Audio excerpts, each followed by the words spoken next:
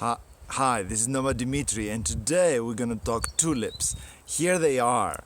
And as you know, tulips will usually pop up in your garden in the spring, in the very early spring. In fact, they're going to be one of the flowers that are gonna pop out and bloom in the garden earlier than anything else, even earlier than poppies, for example. Here's the poppy plant, and it is not even near making flowers or buds for flowers, whereas the tulip has just completely is at its full glory, and there it is. We're gonna go a little bit closer, and look at these guys close up. Look how pretty they are. They are light pink on the outside and deeper pink inside, and they've been here for a few years now, and they're starting to naturalize. So the tulip looks like a fragile thing, but if it is indeed, it's a very fine and fragile thing with its beautiful leaves and everything else. But if it's such a fragile thing, how come it blooms so early and is one of the pioneers, is one of the first bloomers? And how come it does it during a time of the year that's extremely dangerous to so many other plants, a time of the year where there is sun, but there's also the possibility of deadly frost, which kills everything else. So we're going to talk a little bit about why and how this is done. Number one, the tulip is not a fragile thing. It's actually an extremely hardy thing. And I will tell you in a bit how that works. It's an extremely hardy thing because it seeks what's called a first mover advantage. That means that the tulip says, okay, during the period when other flowers are not yet coming up, I'm going to do my very best to be the first one to bloom, so that all the pollinators that during that period, there aren't that many of them, are going to come to me. And I'm going to be really, really pretty and attractive. I'm going to have a big flower with a nice color, a nice stem, and lots of pollen. And I'm going to attract these pollinators, these bees, butterflies, what have you. So they come to me and they pollinate me and they fertilize me, and therefore I have all the advantages of this fertilization, which is exchange of DNA between the different flowers, etc., etc.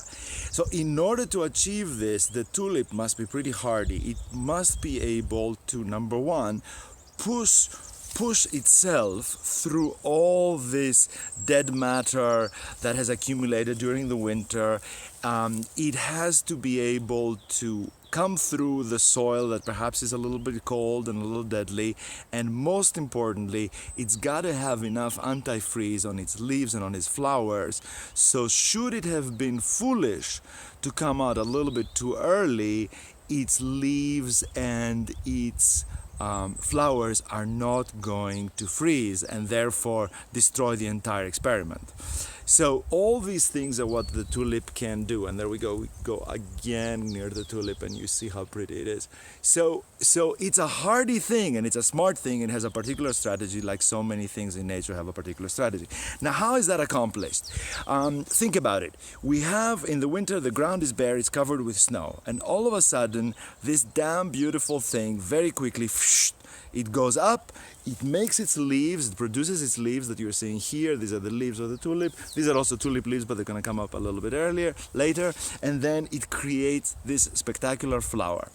Now, how does it do this? Where does it get the energy? These are also days where the sun is not to be taken for granted as well. So where does it take all this energy to produce from nothing, because nothing is above ground as far as the tulip is concerned during the winter, to do this? The secret is, and the way it does this is with this, the bulb. The bulb looks just like an onion, as you can see. It is like a typical peeled onion that you know. And this is the part of the tulip that is underground during the winter. This part of the tulip is full of incredible amount of energy, which is sufficient, and a little more than sufficient, because nature is also a little bit conservative, to fuel this entire process. So from the center of this, as you know, if you ever have onions, it looks just like an onion.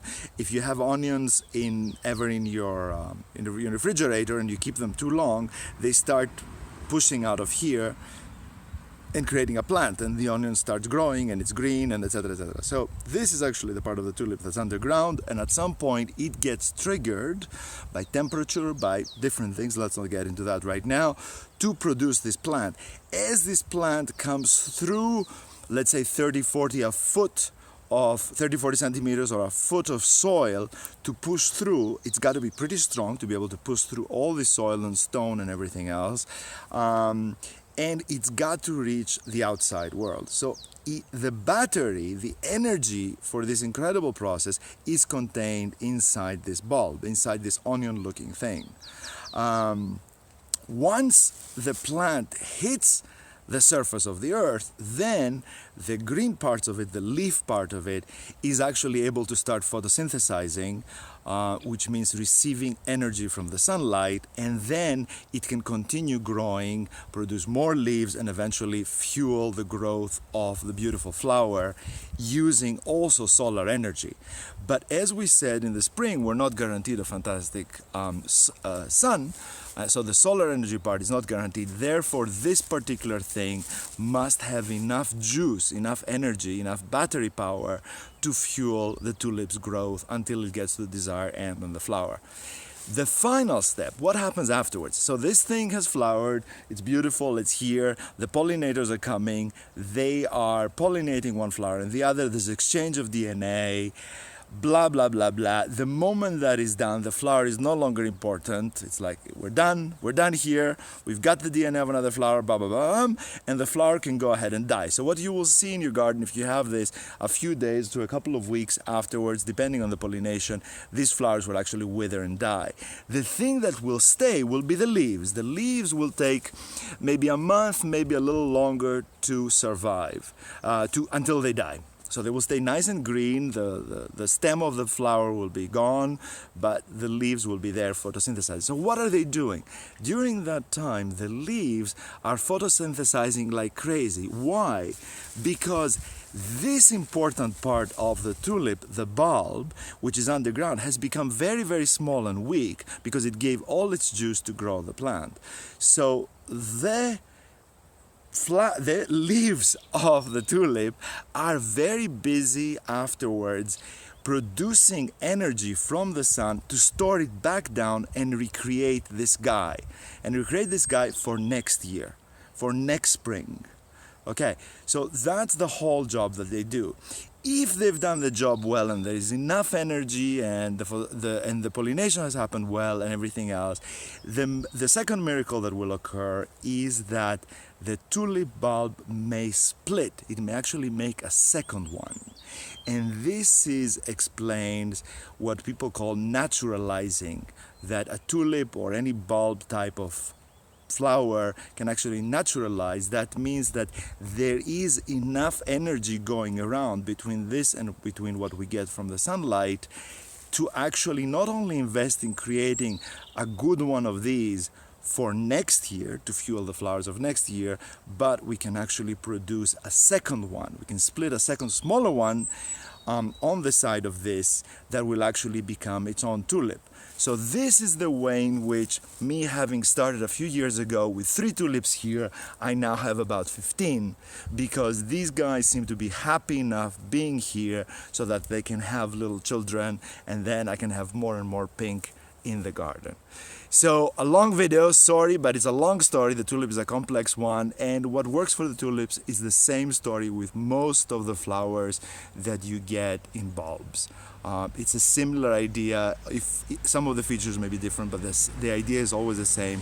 The bulb is the battery, the leaves bring the juice down to the bulb, and the flower is used for exchanging DNA. So Noma Dimitri from a beautiful spring day in front of the tulips. Take care and happy gardening. Bye.